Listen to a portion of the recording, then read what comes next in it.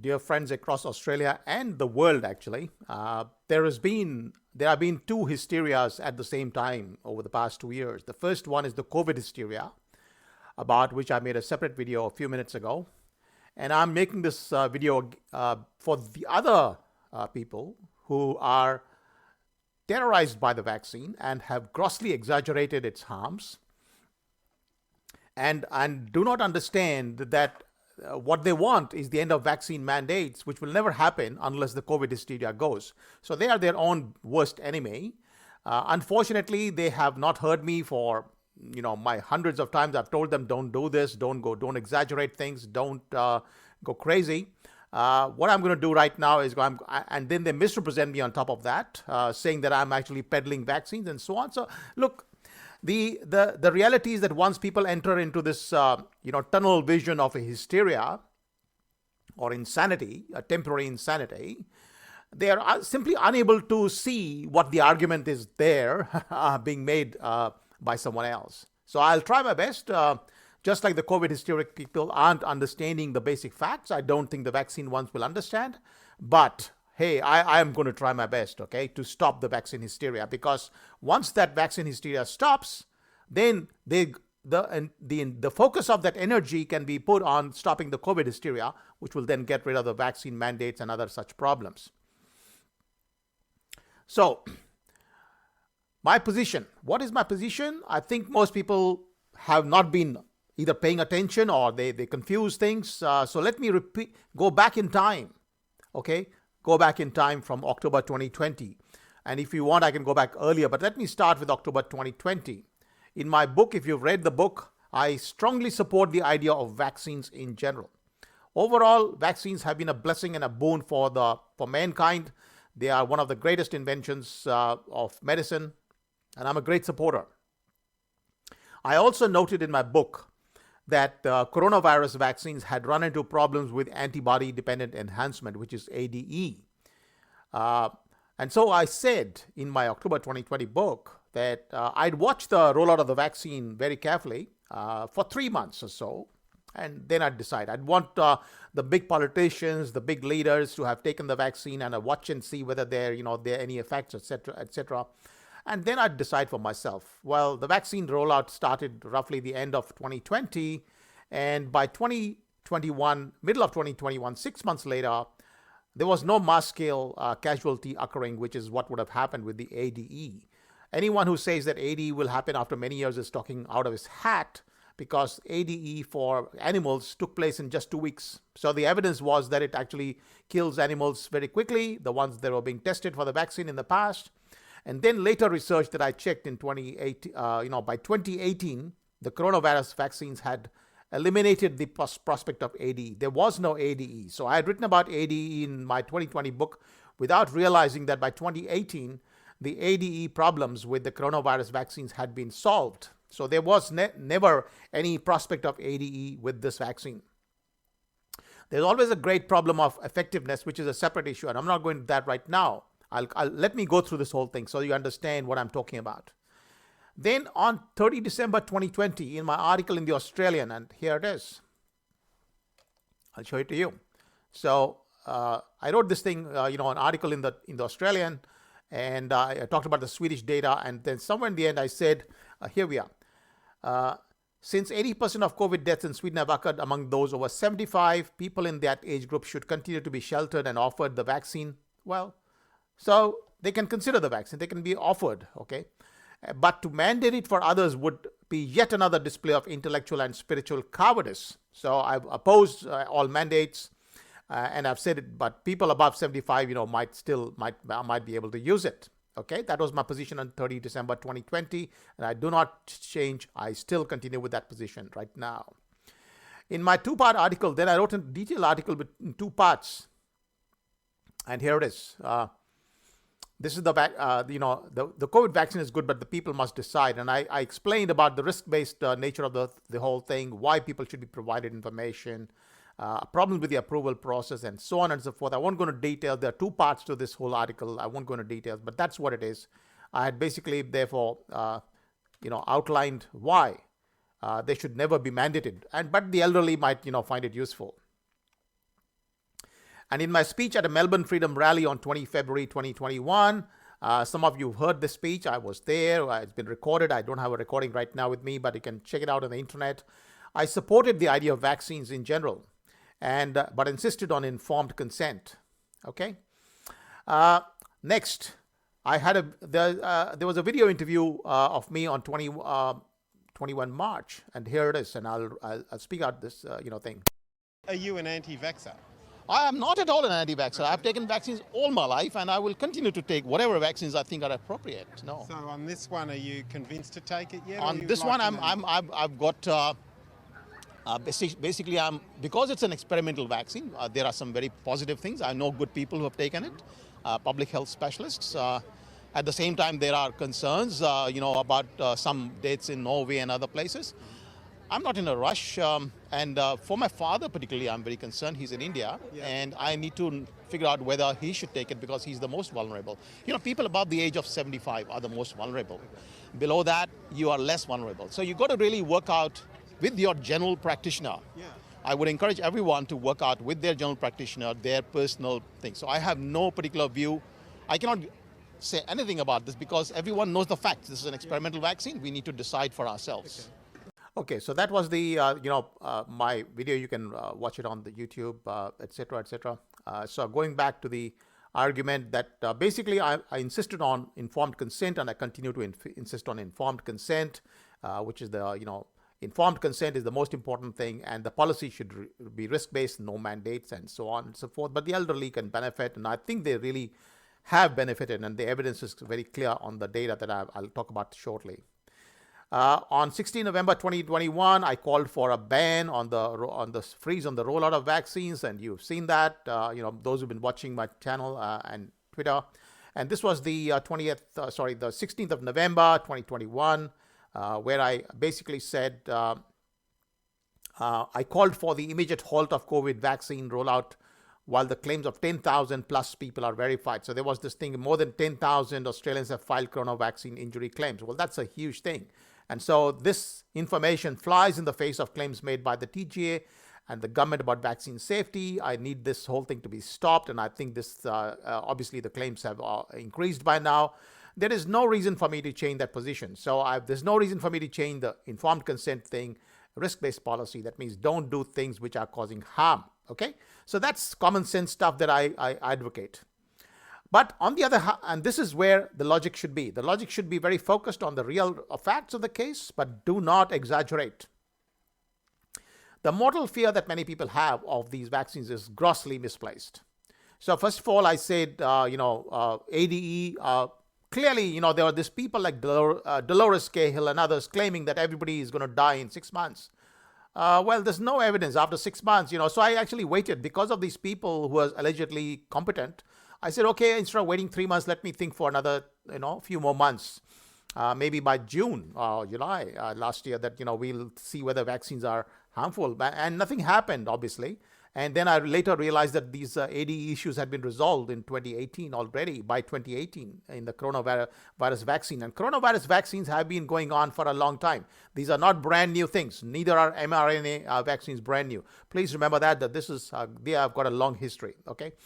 So by middle of last year, my mother wanted to take the vaccine, and I looked around at the data. I said, okay, fine, you go ahead and do it. Okay, so it wasn't that I was permanently against the vaccine, because after the data came out and saying that, look, it's not causing much harm, but it might have some benefit, then proceed with the vaccine is the kind of advice that I supported my mother's decision. Although I was concerned for a while, but then I realized that this is actually not happening at all. And then I later realized a few months ago that this has been sorted out many years ago. By 2018, there was no AD happening with any animals and so on with coronaviruses. So this vaccine does not kill on the large scale that people are claiming. Okay, they do have very significant side effects, which is why I've said, okay, don't roll these out. This is not something we should roll out to people. And we should not make it mandatory to anybody at all, and particularly children is so ridiculous. But leaving that aside, the other part was the people claim that, these vaccines are totally useless. Now, they are actually helping some people. Okay, so yes, they definitely, cause some death side effects and so on. But they do help people. The data that has been analyzed, the global data, I'm looking at the regressions being run are very clear that in Europe and in the whole of the world, the data are very comprehensive and clear that the vaccines have reduced COVID deaths. Although by not by much. Okay, so the other one, I had confirmed this even earlier using other data across the world and in Australia. Yes, they definitely, reduce COVID deaths. Okay, so they don't do a great amount of work on that regard, and they don't have a long-term effect, or they don't last for a long time, the immunity. But that's pretty much like any other respiratory virus. They're very difficult to find vaccines for these things. Corona is one of the hardest ones. Even flu is very hard. They're not very effective. So looking at this thing, not a great vaccine, but it is definitely not killing on large scale, and definitely it's improving the prospect for some people. So by all means, oppose the vaccine the way that it's been rolled out and all these mandates and so on. But please do not exaggerate the facts. The facts, these are the facts. Okay, so let's go to the facts only. The other one, as I mentioned, there's no evidence of, by now it's more than 18 months since the vaccines were rolled out. Okay, and if you go back in time, it's nearly 2 years since the first experiments on vaccines were started. And we can look at the fact that by now there should be people dying like flies, because of this COVID vaccine. And so the data should be clear particularly in Sweden. Why is Sweden so important? Because it's a control. Okay, it controls the lockdown deaths. It's the one country which did not have lockdown deaths, because in all other countries there's a contamination with lockdown deaths. So everybody else caused havoc in their own countries by increasing non-COVID deaths from the lockdowns. So it's very hard to disentangle lockdown versus non-lockdown. Versus vaccine, let's say. So, but in the case of Sweden, it's obviously very, very clear. I'll come to that in a second.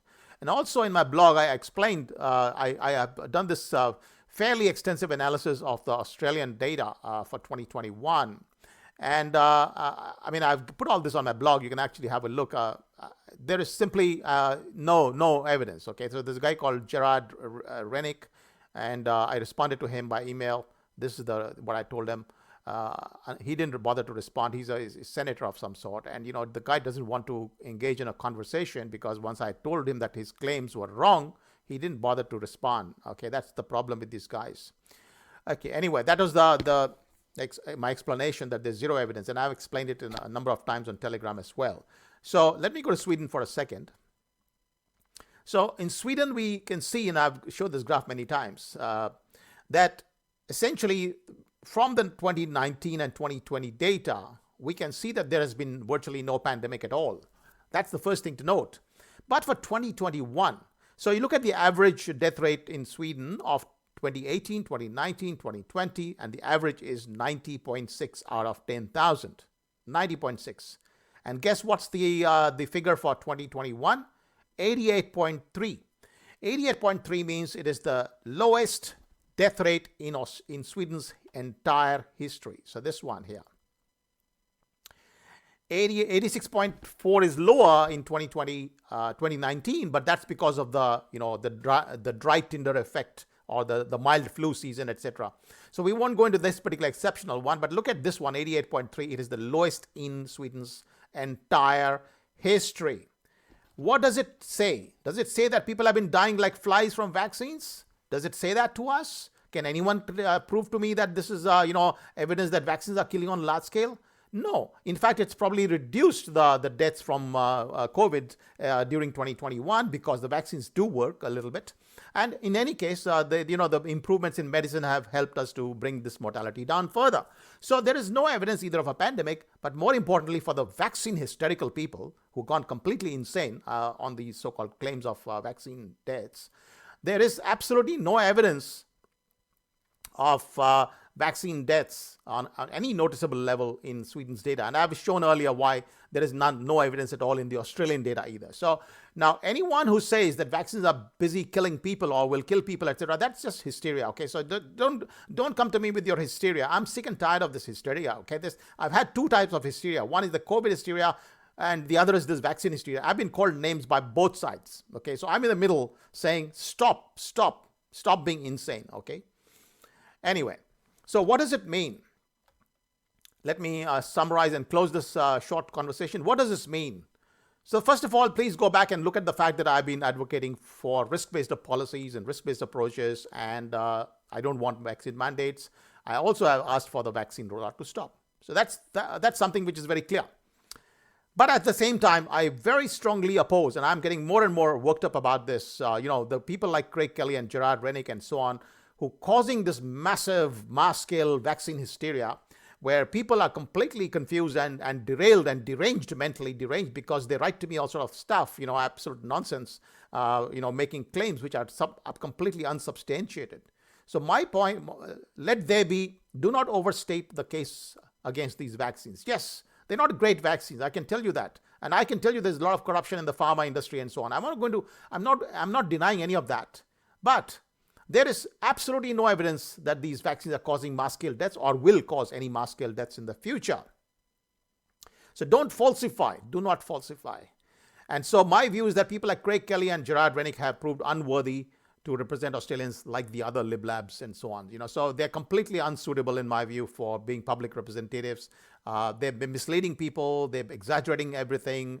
And I won't go to IVM and other things, which again are a gross exaggeration.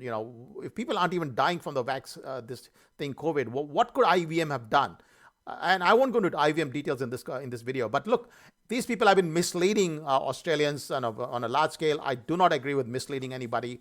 Stick to the facts. Stick to the facts. Be factual, be honest, be truthful. Do not exaggerate. That is my request to everybody. And so I go back to my first thing. Do not exaggerate vaccine harms.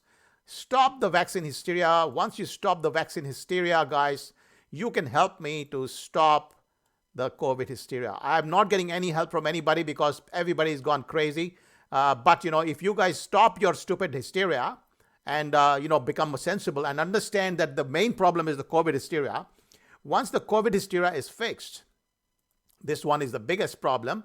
Once the COVID hysteria is fixed, guys, we can stop the vaccine mandates and all these other stupid things, right? Because people wanted the vaccine mandates, right? These people are really scared. 85% of Australia's population is scared of the COVID, and they continue to be hysterically scared of COVID. So when that's the situation and you're going on crazy on the other side, claiming that vaccines are killing everybody, blah, blah, blah, no one is interested in listening to your nonsense. And by the way, the vaccines are not killing on large scale. So you can see it for yourself.